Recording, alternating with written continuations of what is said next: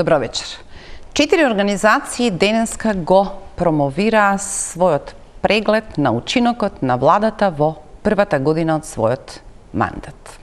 Сумирано барем тоа што можевте да го видите во вестите, вели 13% од ветувањата во кои во фокусот се 139 мерки на владата се реализирани во оваа година. 37% се во тек на реализација, но се тоа заедно како квантификација, веројатно во методологијата на организациите кои ги истражувале 5 подрачја важни за економските индикатори, не мора да се целосниот одговор кој што соодветствува на процентите. Тешко е да се одмери која од мерките всушност може да се смета за јадро на политиките кои можат да рефлектираат кон другите.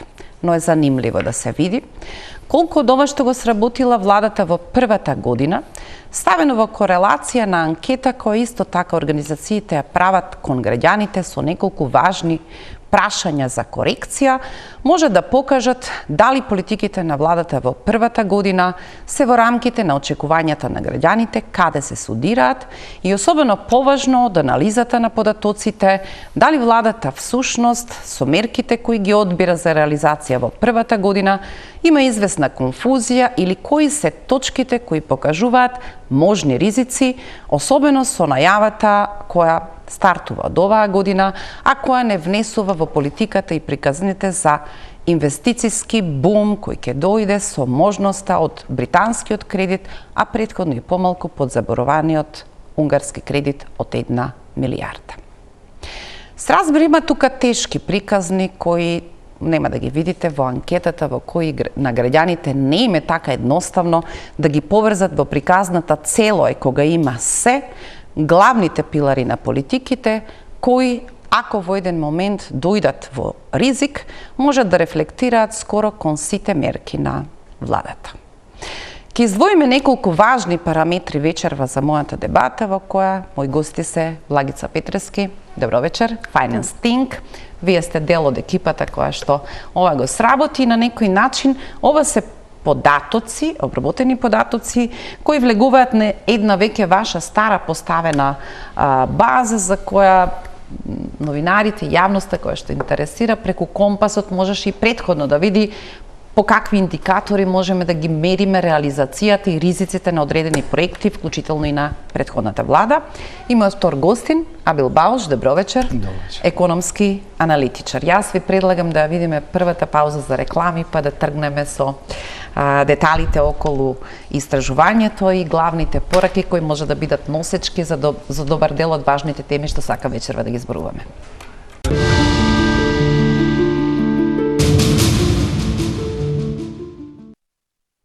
Да, госпоѓо Петреска, ударно е 13%, значи владата слабо работи, во најавата реков дека на таков начин не може да се поедноставуваат впечатоците, туку можеби од заднинските индикатори можеме да ги видиме ризиците во политика и во политичка смисла. Првата година е веројатно годината на тоа големо посложување или поставување, а дури подоцна треба да видиме колку владата сака да превзема ризици, колку сака да влече непопуларни потези и како ќе се подготвува, да речеме, за фазата кога треба да чека некаков нов мандат, иако кај нас политичка кампања е секојдневие. Која е вашата прва оценка сумарно од сите податоци кои ги собравте во 5 подрачја кои што ги истражувате? Социоекономските политики, образование, здравство, млади и жени. Изборот за млади и жени во оваа структура е, предпоставувам, ваша преференца или обид да се, сега да не речам популаризира, но да се користи ситуација да се ставаат во фокус малку повеќе теми кои постојано ги буткаме настрана. Така, ви благодарам пред се за поканата да учествувам во емисијата и еве ексклузивно некои детали од нашата платформа на која што работевме во надградба во изминатата година. Практично 4 организации работевме во сите овие 5 сектори. Тоа е платформата Компас, на која што е надградена на економскиот компас кој што Finance Think го имаше и во претходната владина програма. Меѓутоа, земајќи предвид дека е многу значајно да погледнеме какви се исполнувањата на ветувањата и навремено да се апелира, одлучивме дека започнувајќи од претходната година ќе го прошириме мандатот на мерки кои ќе ги следиме.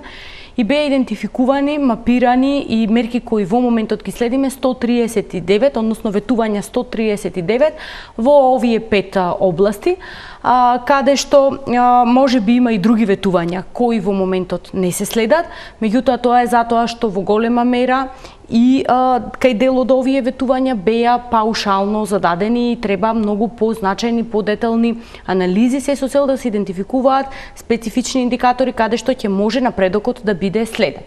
Резултатите од првата година на постигнувањата се дека од овие 139 мерки има 18 мерки, 18 ветувања кои што се исполнети и дополнителни 51 ветување кои што се во насока на исполнување.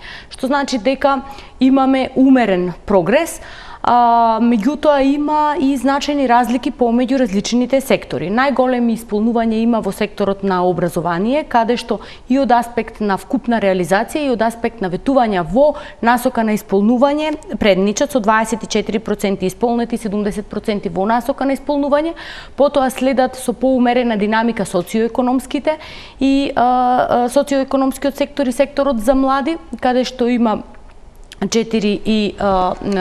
4 ветувања исполнети и на крај се умерена динамика има секторот за здравство, каде што во поголем дел се во фаза на исполнување. Меѓутоа, исто така вие ги споменавте мерките за жени или родова еднаквост и млади. Ние ги вклучивме како аспекти каде што многу често жените се не неопходно се како посебен сектор, туку се низ различни аспекти во ветувањата. Може да бидат и во економија, може да бидат и во социјала, може да бидат и во здравство, но сметаме дека се значајни аспекти да бидат следени заедно со млади како инклузивен процес и во тој сектор на родова еднаквост, жени и демографија, кои што во моментот допираат и се измешани на некој начин, нема ниту едно од ветувањата кои што ниту реализирани, ниту започнати во процесот на реализација. Севкупно сумирање, ако треба да дадеме во овој дел, ќе кажеме дека прогресот е умерен од аспект на ветувањата, меѓутоа од аспект на започнатите ветувања кои се во насока на исполнување, може би како за прва година треба да бидеме задоволителни, но паралелно поголем фокус треба да ставиме на одредени ризици кои што се кријат во моментот и каде во следниот период владата треба да го насочи својот фокус и својата енергија.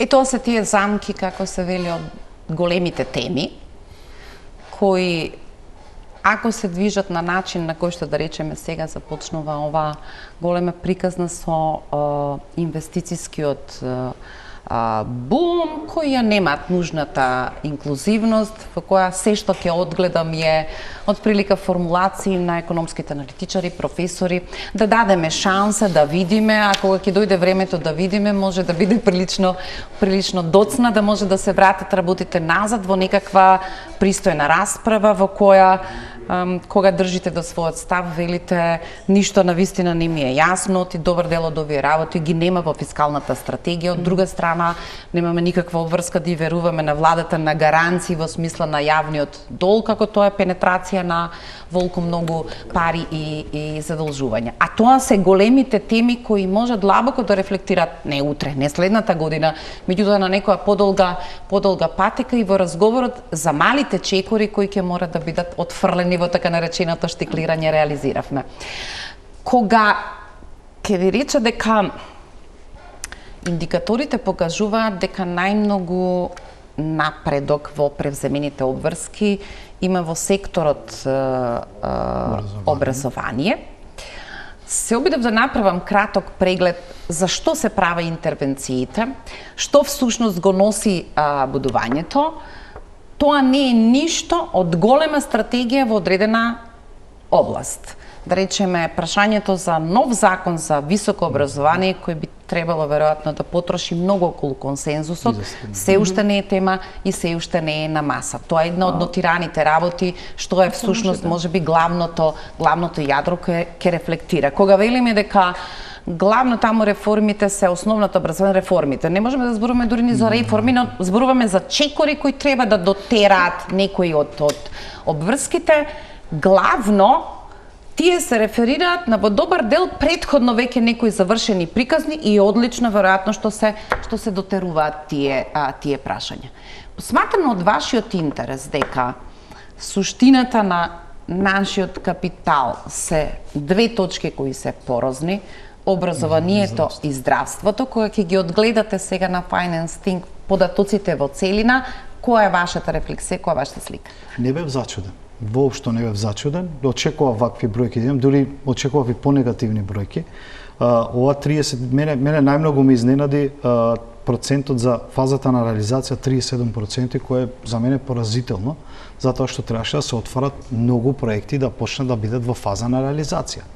Но ако се вратиме во образованието и кога видов дека има еден од најголемите напредоци, а во факт напредок не може да се вели ако немате вие донесено закон за средно образование, кој што треба да ги дели стручните училишта со гимназиите и потоа тие во фаза да почнат да се развијат, имаме ние државна матура на кој што треба да го полагаат тие што се во гимназија, тие што се во стручно образование.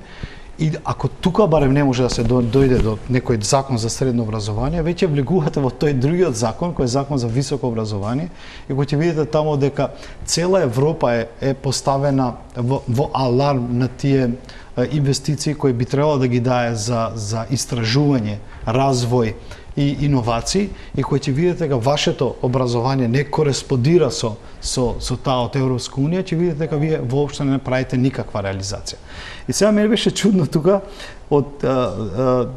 со сета почет, Financial Think направи прекрасна анализа. Имате ревизија на концепција на основно образование, на кој што наставниците се поставени да бидат финансирани од надворешни фондови, односно да зависат од донатори. Претходно беше USAID и Европската унија. И тука веќе престанувате да мислите вие како може ние сега да ги анализираме тоа што ќе реализираат самите наставници. И тука останува во таа реализација. Основното образование ни останува нас најголем предизвик се уште, а ние треба да влеземе понатаму. Да, јас тука би додала дека во делот на образование, би сакала да бидеме транспарентни. Finance Think не ја работеше сам. Македонски центар за граѓанско образование ги покриваше здравство, Сдружение на лекари во делот на здравство, Младински образовен форум во секторот на млади, и тука навистина работеа 4 тимови во текот на целиот период. Меѓутоа, кога зборувате за финансирањето, ако го погледнеме вкупниот буџет кој што бил како процент од бруто домашен производ во сектор за образование, истиот има зголемен, и тоа е позитивен чекор. И може би одредени аспекти биле дополнувања низ проекти, меѓутоа главното финансирање на образованието доаѓа од централниот буџет. Вака само да дополнам, ако може ли. Кога ќе се обидеме да ги се разбира, некоја влада која имала собствен план, за тој добила мандат во собранието, сега е поставена во ситуација да трча побрзо отколку што самата може би проектирала како политика што може да ја испорача, бидејќи секој од податоците што доаѓаат буквално се од другата страна или се во зоната која турка дека скоро се што го правиме мора да биде со светлосна брзина, губиме многу повеќе од капацитетите. Некогаш беше вест и се расправавме на кое место сме на Шангајската листа. Сега веќе воопшто не сме, испаднати сме од листите, а ние веќе кон тоа и не се реферираме како па добро нормално. Почнуваме многу од деградирачките процеси да ги прифаќаме како нормалност која не можеме да бајпасираме. Изјавата на министерката дека во последните 7 години сме загубиле 17.000 ученици, значи дека релативно скоро, можеби скоро се во прогнозите како тоа ќе се движи, се од мрежите на училишта, од нужност што е за реконструкција, што е за преместување кон други центри, ќе мора да биде подвижна мета и многу побрз и подинамичен процес на одлучување. Значи не сме само во зоната на дали ќе го донесеме законот, туку сега трчаме на терен кој што побрзо се разградува отколку што некакви политики може да го сочуваат. А видете, нашата култура на креирање на политики е прво, не се базира на докази, второ е многу краткотрајна.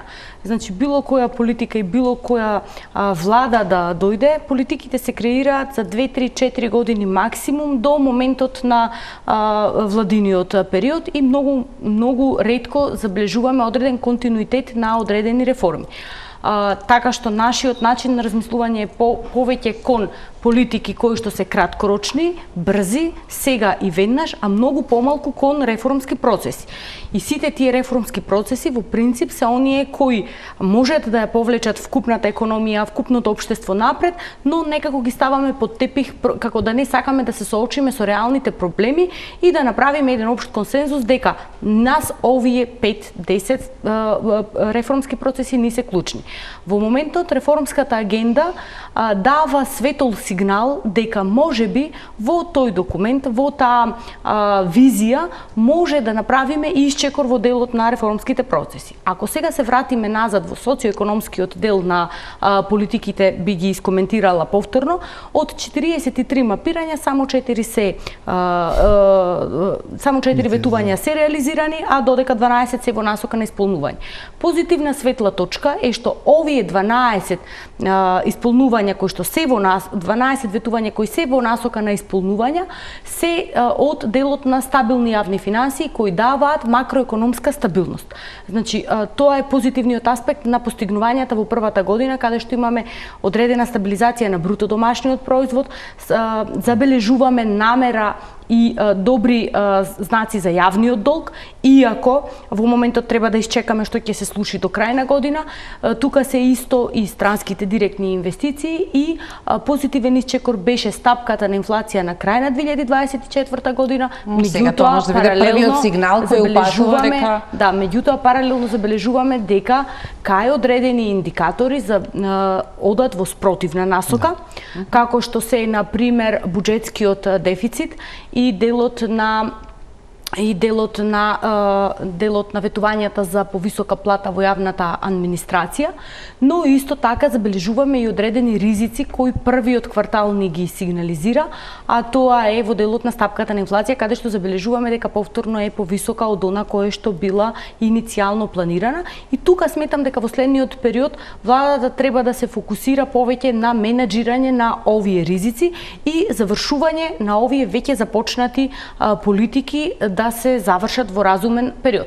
Вториот аспект кој што останува во голема мера неисполнет се оние или во спротивна насока на исполнување се токму ветувања кои значат одредена реформа, справување со сивата економија, делот на продуктивноста. Тоа се аспекти за кои што веројатно можеби не може да се очекува во првата година да бидат реализирани, но барем не треба да спречиме да одат во спротивна насока. Ова ќе биде малку поголемиот пакет. Јас ке сакам да го илустрирам со изјави, одлуки кои прават малку повеќе конфузија. За жал денеска видов една расправа во собранието која е на трагата на разочарувачкиот момент од демократскиот капацитет и потреба за одговорност и инклузивност. Напросто не можам да разберам дека ако прашањата се конкретни, се однесуваат за проблеми сега, одговорот да биде вашите 4,1 милиарда од кои во последните 4 години и тоа од позиција на граѓани кои го полнат буџетот и стопанство кој го полни буџетот е веројатно недоволниот одговор на прашањата кои легитимно се поставуваат во врска со бројките. Тоа зашто зборува Абил госпоѓа Петрески за делот или за јадрото, и за тоа анализата ги врзува најголемиот дел од ризиците. И во претходни оценки на Finance Think, и кога се реферира за британското финансирање и темата на јавниот долг и стратегијата за фискална консолидација, дури и на лаици не им е јасно како таа формула ќе помине како комета покрај нас, ќе влетаат толку многу пари, а скоро балансот ние ќе успееме да го одржиме и дека на крајот можеме да речеме дека номинално ќе се зголеми јавниот долг, но како процент од бруто домашниот производ, бидејќи тие се сигурни дека ќе ги даде ефектите, ќе биде помал од тој што е сега. Вака една груба анализа направивме, ако случајно ни дојдат 60% од 6 милиардите ветени од британската инвестиција, стратешки договор, не знам како да го наречам, или 60% ќе бидат заеми, тоа се 3,7 милиарди во долгови во нашиот буџет и ќе треба ние годишно да враќаме до 300 милиони каматни стапки, што значи треба да генерираме 5% економски раст од тој договор. Но кога ќе видите вака, и тоа што го каже и господјата Петреска, видите, имате една страна нереформирана политика, не прави апсолутно никаква реформа. Имате министри, за жал, во сет на министри кои во нивната матрица сметководствено размислуваат, никогаш не видов да размислува некој макроекономски, или да има некоја сила и храброст и лидерски способности да почне да ја види работата по макроекономски показатели и да почне така да креира политики, кој ќе видиме министер кој ќе бара евалуација на сите проекти, на сите буџети кои им носат секој министерство и да бара реализација на сите индикатори и што носат тие индикатори, нека бидат сите министри и менаџери на крајот и нека дадат добри резултати, до тогаш нема да имаме ни економски раст. И затоа денеска таква беше дебатата, нели? Кога вие немате постава и немате платформа на кој што ќе враќате средства на кои ќе земете или ќе направите анализа како би ги вратиле тие средства и колку тие би имали импакт во нашите економски раст и развој, а тоа што го спомна, ние немаме уште започнати реформи во даночната политика, а нели беше ветување дека тоа ќе се направи. Всушност, 4 ветувања се во даночниот дел. Значи, 4 исполнети ветувања се токму даночните ветувања се тие кои што се исполнети во делот. Нема уште донесени, например, нели намалување на даноци имаше, ќе направат намалување на данокот на добивка за привлечат инвестиции. Јас само видов во социоекономскиот сектор, видов дека има зголемени пензии и ќе има зголемени плати во јавната администрација, кој by default таа јавна администрација не дава никакви резултати. Дури и предходните пари што ги трошиме за таа за таа јавна администрација, толку е ефектот на реализација на тие Кога тоа ќе го сведеме на политичка полемика која се случува во парламентот, секогаш имам проблем да ја разберам оправданоста на реакцијата. Истото го правили СДСМ во својата влада. И на ист начин се однесувале со таа чудна котерија дека администрацијата е прво најважно чедо и нив треба да ги чуваат. И ист бил односот на критиките на ВМРО-ДПМН тогаш. Сега во обратно сменети позиции, само што бројките се менуваат, милионите се менуваат, структурата на буџетот неповратно останува таква и дека разговорите дека мора да поработиме на промена на неговата структура никако не се случуваат. Тоа, господијо Петреска, на што се реферираме сега е полемика помеѓу пратеникот Битичи и министерката за финансии Кочовска, а се однесува на прашање кои ги сметам за потполно легитимни. Според Фискалниот совет, 24-та година е завршена со 700 милиони евра доспеани долгови на буџетските корисници. Понатаму пратеникот вели дека освен тие, зголемени се и трошоците за каматите и одмерувајќи ги првите 4 месеци, вели дека тоа се 10% веќе потрошени од предвидените, за камати во домашното задолжување во аукциите на Министерството за финансии, а 11% се веќе потрошени за надворишните долгови. И дека само ако се следи таа динамика, тоа значи дека ќе недостасуваат уште, пресметано сега во таа логика, некаде околу 100 милиони нови за да се задоволат овие потреби. Бидејќи ве видов денеска дека велите мора да ги поправиме и уточниме работите. Пратеникот Битичи вели дали вие сега ќе интервенирате со нова стратегија за задолжувањето, бидејќи ова што беа проекции за 25-та очигледно покажува нешто повеќе од првиот квартал, дека не одат со таа динамика, односно има повеќе трошење. Вие велите дека или ќе ги коригирате приказните во фискалната стратегија за да бидеме сигурни за што зборуваме, бидејќи најголемиот проект, а тоа е сега пругата од 1,7 милиарди, воопшто не функционира во фискалната стратегија, а таа веројатно битно ќе наруши од сидрата во таа приказна како ќе се движиме во ветувањата за јавниот долг, како ќе се движиме во буџетскиот дефицит. И сега, што добиваме ако се ги коригираме тефтерите, односно бидеме точни во приказните?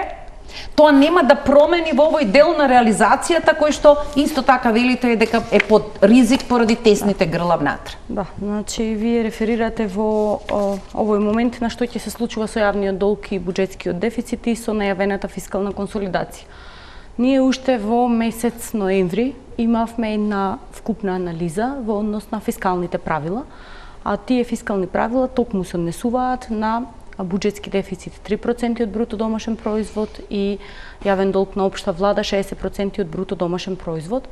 И затоа што во вкупните беше анализиран период повеќе од 15 години, каде што ние идентификувавме дека во голема мера буџетскиот дефицит нас ни доаѓа од структурна природа. Тоа значи дека нас буџетскиот дефицит не ни е затоа што настанала криза, па ние треба да трошиме повеќе, не, туку ние имаме континуиран дефицит на средства и заради тоа ние креираме буџетски дефицит. И уште во тој момент апелиравме дека фискалната консолидација е еден од сериозните предизвици и сметам дека Министерство за финансии во тој дел во голема мера е свесно и доста често има изјавено дека фискалната консолидација треба да биде предизвик. И тука се неколку документи, меѓутоа и неколку обврзувачки документи кои треба да имаме, кои треба да усогласат. Прво е фискалната стратегија, која што главно го таргетира проекцијата на буџетскиот дефицит. Вториот е стратегијата за управување со јавен долг, која што го таргетира, меѓутоа тука ни се и законот за буџети, каде што точно ги таргетира овие два индикатора и последно ја имаме реформската агенда, каде што ние веќе овие фискални правила ни се влезени како дел од фискалната реформа. Доколку ги гледаме очекувањата на владата се дека заклучно со 2028 година буџетскиот дефицит ќе стигне 2,9%, а јавниот долг ќе стигне 59,7%. Меѓутоа во 2025 вкупниот јавен долг е 63,2% согласно очекувањата.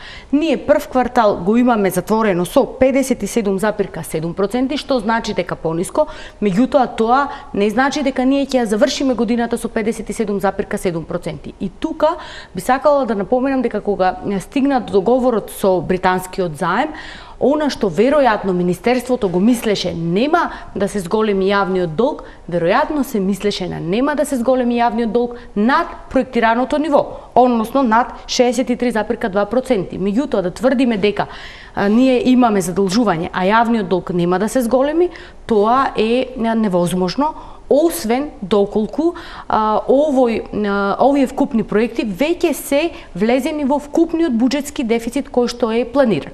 За да провериме дали се влезени или не, треба да ја провериме фискалната стратегија. Таму не е доколку ја погледнеме, значи единствен проект кој што ние успеавме да го мапираме беше делот на клинички центар во Штип, но останатиот дел не е. Така што ако направиме според нашата проекција уште во тој дел, доколку имаме доколку половина од овие средства предпоставуваме дека ќе бидат дополнително задолжување, ние веќе имаме 3% поени, ќе имаме повисок јавен долг, најмалку 3% поени повисок јавен долг од она кое што во моментот е проектирано. Така што станува сега во овој момент многу е битно да знаеме дали овие проекти се калкулирани веќе во буџетскиот дефицит. Ако не се вкалкулирани, за да немаме дополнително задолжување, треба значи да се откажеме од одредени други проекти. Кои се тие проекти и колкава е сега да поедноставиме. Да. Кога ќе читам извештај или став на сериозна организација која темелно се бави со овие прашања и таа коментира во прашална форма, тоа само по себе покажува што се случува во создавањето впечаток од јавен интерес за волку важни прашања.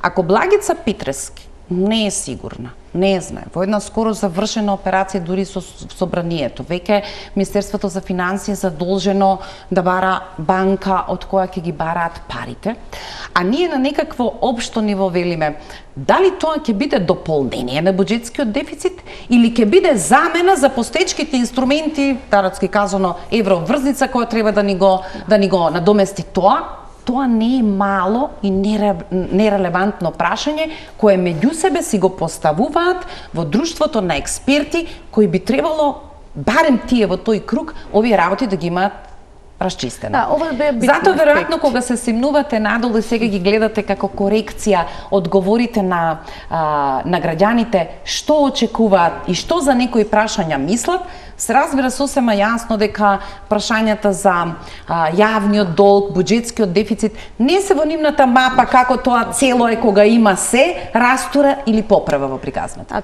Точно, тоа беа дел од на крај на декември-јануари имавме една голема анкета за перцепција на граѓаните за достапност, квалитет, финансиски аспект на јавни услуги, меѓутоа и кои се приоритетите и овие теми кои допираат до јавен долг, диалог, тие не се доволно познати и тука веќе граѓаните не сметаат дека се одреден приоритет, треба да бидат одреден приоритет затоа што сметаат дека се нешто кое што е некаде лебдине, нешто кое што е нешто неважно за животот и за благосостојбата. Меѓутоа, од друга страна, доколку погледнете на пример во делот на капиталните расходи, граѓаните даваат огромна поддршка за капиталните расходи, огромна поддршка даваат за новоформирани работни места и за отворање на детски градинки.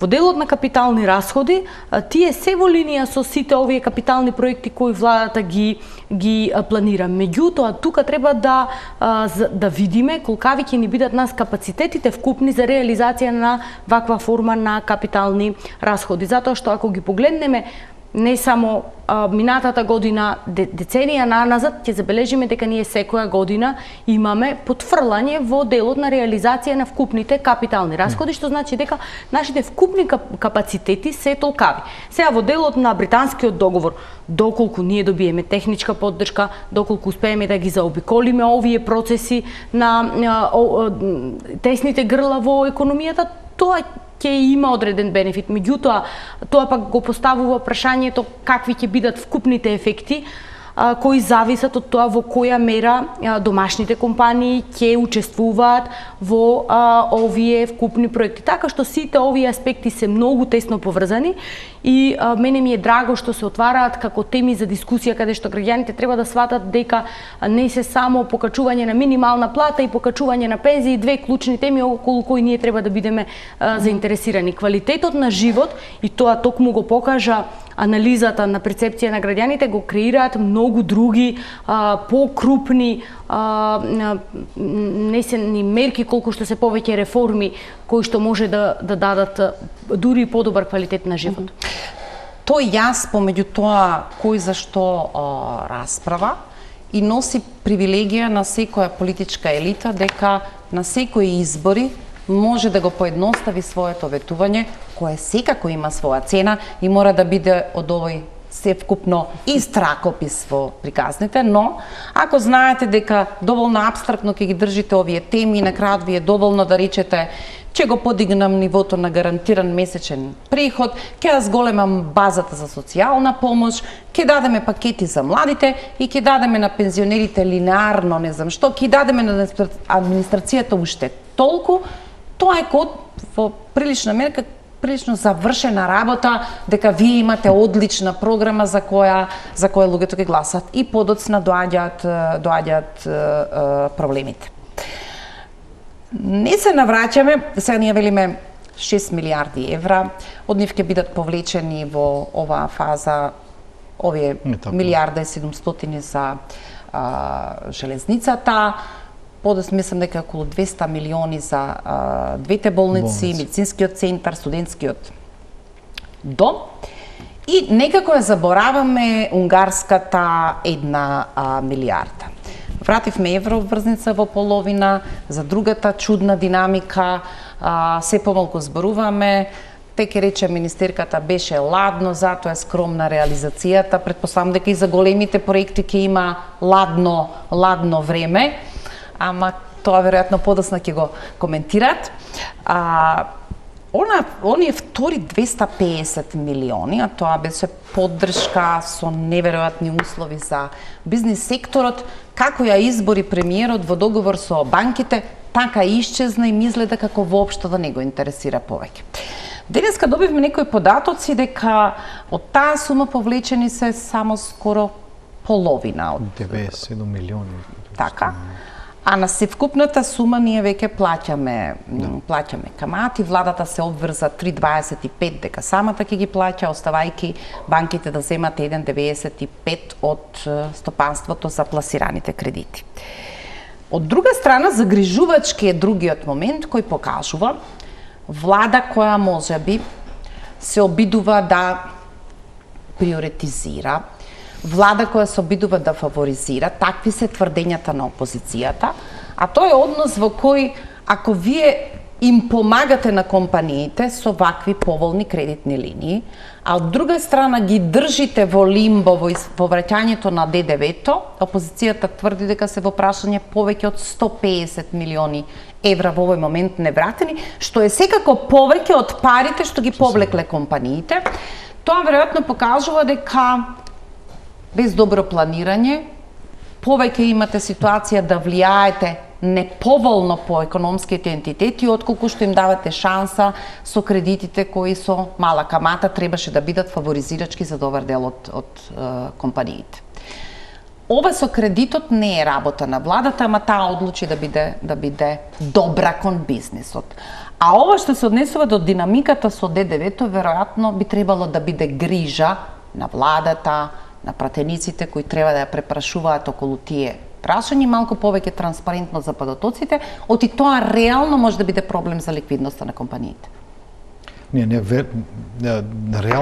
Реално ако зборуваме за моменталната економска кондиција воопшто на бизнис секторот, ќе видите дека има еден вид на во бројките, во параметрите, ќе видите дека тие од 20 се обидува да прават некои одредени, некои одредени економски нивни внатрешни политики.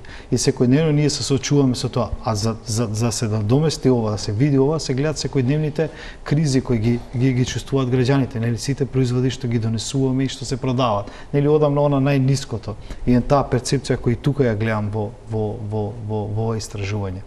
Се ако вие не бидете спремни да вратите испланирани средства на компаниите кои тие ги испланираат, нели, да ги вратат дури и тие позајмени кредити, дури и во враќање на тие средства што им треба во компаниите, тоа се влегуваме во една ситуација на неликвидност дури и во самиот буџет. Сега ова може ќе звучи повеќе ко банкарски вокабулар, но тоа е така. Ние во една ситуација се наоѓаме на неликвидност на самата влада, на невраќање на средства кои им се потребни на самите компании.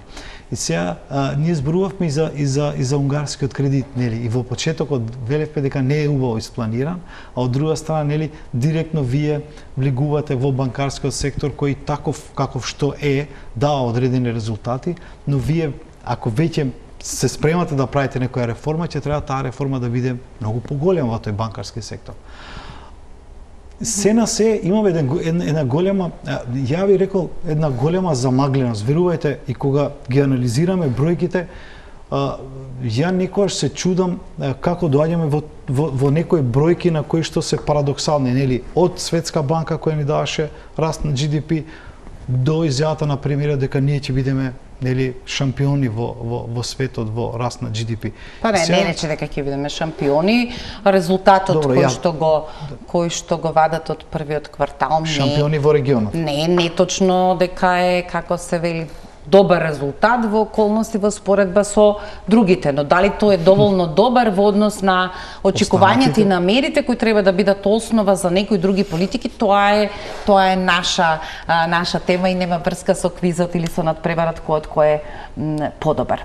Зошто предупредувате дека најавите од првиот квартал па и нешто подоцна треба да бидат некаков аларм или сигнал за ризици? Освен зголемувањето на инфлацијата, вие потенцирате дека и приходната страна не оди со задоволителната динамика на полнење. Кога владата себе си се опишуваше во своите амбиции, ќе одиме над очекувањата, затоа што сме сигурни дека имаме рецепт за справување со сивата економија, што ќе поправи прилично на приходната страна, а сега се соочува со ваква ситуација каква што се соочува, што е сега рецептот? Што можат да прават? Едно од ветувањата е поголема наплата на средства во државниот буџет. И во нашиот индикатор ние пресметуваме колкав е растот на наплата на даночните приходи над номиналниот раст на бруто домашен производ. Тоа е индикатор кој што треба да ни представува мимика за како се движи ова ветување. Иако 2024 сме завршиле со 7,6%, што е во насока, веќе во прв квартал забележуваме 0,4% намалување, минус 0,4% намалување. И тоа ни е една од ветувањата кое што, иако тргнало во права насока, веќе има одредени ризици. Во однос на справувањето со сивата економија, таа е, би рекла, реформско ветување. Затоа што ние години наназад, иако имаме стратегија за справување со сивата економија, реализацијата на таа и имплементацијата на таа стратегија секогаш била многу мала и дури на хартија има многу убави мерки, а во реалноста ние на тие мерки никогаш не се реализирала, а таква беше ситуацијата со една од две мерки во претходната стратегија. Така што тоа ветување за справување со сивата економија бара силна политичка волја и беше на некој начин позитивно изненадување што ние погледнавме тука. Меѓутоа, треба да бидеме и свесни дека борбата со сива економија ние не може да очекуваме дека во првата година ќе имаме таква наплата на средства само по услов на борба со сива економија, затоа што прва е политичката волја, меѓутоа второ е менталитетот кој што сите го применуваме и каде што многу тешко би се справиле паралелно земајќи ги предвид вкупните капацитети на инспекцијските служби кои што постојат, така што ние уште во делот на Господин Петерски, ние логично сме прашувале кога сакате да оправдате политики кои еднократно ви носат на изборниот пазар резултат, кога сме веле добро 5000 денари за пензионерите, која подига, бидејќи се линеарно, ја подига основицата за пензии, за вас значи нова обврска кон пензискиот фонд. Одговорот беше да, свесни сме, но ние паралелно со тоа ќе се бориме доволно од сивата економија, така да ќе поправиме во однос на тоа дека ќе извојуваме повеќе, но ќе успееме да земеме повеќе. Ако тоа во некакво добро балансирано време не се случи, реално ќе стане проблем на буџетот. Да, ќе стане, мислам, ние уште во моментот на планирањето на буџетот, растот на приходите беше според нас премногу оптимистички поставен во однос на реалните капацитети на раст на економијата и доколку нема зголемување на даноците, во тој случај останува дека ние разликата ќе ја прибереме од справување со сива економија, меѓутоа уште во месец декември ние апелиравме дека ваквиот начин на пред се планирање е можеби премногу оптимистичен, земајќи ги предвид вкупните капацитети, и тоа веќе сега во прв квартал го забележуваме. Меѓутоа, една од клучните препораки која во тој момент ги дадовме, се со цел да немаме поголем буџетски дефицит од она кое што во моментот е планирано, е во делот на капиталните расходи, кои за волја на вистината оваа година се по-реалистично проектирани, меѓутоа доколку истите не бидат реализирани, да не се пренаменуваат за други тековни трошоци, туку да одат на конто на намалување на буџетскиот дефицит, но за тоа останува се уште да видиме. Тоа дека никогаш не се случило. Останува да видиме како ќе биде изменаџирано, затоа што мора да водиме сметка и за фискалната консолидација и дел од ветувањата кои ни се тука.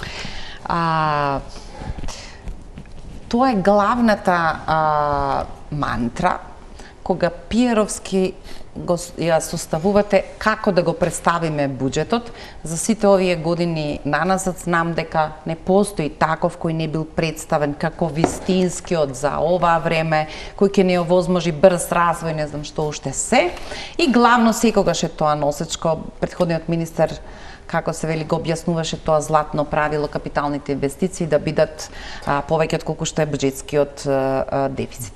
Никогаш не се случило. Со ребаланс на буџетот, ако видите дека во динамиката до крајот на годината немате шанса да ги исполните околностите, наместо да прераспределите кон другите за кои претходно сте не ги представиле сектори дека сте успеале да заштедите, сте успеале да намалите непродуктивни трошоци, кога го задржувате истиот буџетски дефицит, тоа значи дека само на половина на годината, сметајќи дека сме заборавиле на првите ветувања, вие овие пари само ги префрлате кон други ставки. Дали верувате дека ако се сигурни сега во слабиот потенцијал за извршување, локалните избори сигурно ќе одземат дел од времето, законските правила значат стоп за добар дел од работите, дека одлуката ќе се движи во насока дека тоа што не ќе можеме да го реализираме, нема да го прераспределуваме, туку ќе го симнеме и со тоа ќе го намалиме буџетскиот дефицит. Но така е нормално, секогаш кај нас нормалното стана ненормалното стана нормално. Значи ние ќе одиме кон ребаланс на буџет и првата стапка која ние намалуваме се тие капитални расходи, инвестиции кои треба да ги направиме. Вие што зборувате се како ова прв пат исклучок да се случува? Не, ова е нормално ни стана. Континуирано е правило, без исклучок која и да е влада лева или десна, тоа е. Ние тргнавме од буџетот и секоја година ние зборуваме за развоен буџет, за некој буџет кој ќе биде реформски буџет, а од друга страна завршуваме со трошковен буџет секоја година. И кога имате вакви анализи кои ви кажуваат кои индикатори треба да ги распределите вашите капитални расходи, тоа ќе треба да подразмислите и да бидете таков менаџер на кој што ќе го направите буџетот да се базира на вистински резултати. Се ние во тој буџет кој што го програмираме, тој политички буџет кој го програмираме, многу од ставките не може да се реализираат. Ќе одиме на пауза за реклами, само сакам од вас за да го затвориме овој дел, сакам по рекламите за другите сегменти. Дали вие сте приврзаник на политика во која, ако имате голем мандат и се наоѓате во првата година, разумно е политички да превземете ризичен чекор, да го пресметате толку колку што е можно ризикот, но во околности во кои што се наоѓате дека можеби само ризикот е исправниот почеток, во смисла. Дали ова британско финансирање може да биде толку големо и застрашувачко да натера по прв пат владата, незините институции навистина да ги подигнат своите капацитети на ента во извршување и ние на некој начин да видиме под притисок на силината на овој услов и обврските што ги превземаме да го направиме од нужда, што би се рекло тој чекор во административниот капацитет за фасилитирање на обврски. Видите, јас навистина би сакала да видам едно такво сценарио каде што вкупната јавна администрација ќе се впрегне во целокупната сила и да не чекаме надворешна техничка поддршка, туку со домашни сили да успееме колку може повеќе да исцрпиме од овој дел и тие капитални проекти да се реализираат во соодветно време и да започнат да даваат ефекти. Меѓутоа, реалноста е дека вкупните капацитети на јавната администрација се мали, не е проблемот на неизвршување на капиталните расходи само проблем на Министерството за финансии, колку и на сите останати ресорни министерства. Јас единствена светла точка гледам во делот на среднорочното буџетско планирање, кое што е една од подмерките од реформската агенда. Меѓутоа, за тоа навистина треба огромна посветеност, огромна политичка волја и огромна волја во делот на ресорните министерства, за да ние да започнеме да имаме таква имплементација, каде што ако го подобриме процесот на планирање, ние ќе можеме да направиме и поголема реализација, меѓутоа ќе направиме и посоодветна приоритизација. Затоа што кај капиталните расходи ние многу често ги дискутираме само до тој степен. Колку биле планирани, колку биле реализирани, но не одиме во длабина. Ако одиме во длабина да видиме по буџетски корисници како биле планирани и како за следниот буџет ние даваме дополнителни средства или не даваме, ние ќе забележиме дека во голема мера често се случува буџетски корисници кои иако во минатиот буџет имале ниска реализација, со следниот буџет добиваат многу поголеми средства. Во тој дел мислам дека може да направиме поголеми исчекори и на пократок рок. Добро, сега да не ги заморуваме гледачите, воведува правила кои требаше бидат заканувачки во смисла на извршување, тоа е така нареченото КПФ правило во кое после 3 месеци, ако вие сте далеко зад извршувањето, вашите пари се преврлаат кон програмите кои имаат динамика за извршување, ама тоа не е најважниот дел за јавноста, но е важен заднески како се подигаат капацитетите за менеџирање, бидејќи веројатно некаквата европска приказна има најмногу врска со капацитети за извршување, бидејќи никогаш пари нема да ни стојат на располагање, туку треба да имаме способност, капацитет за да можеме да ги повлекуваме и да ги имплементираме. Пауза за реклами.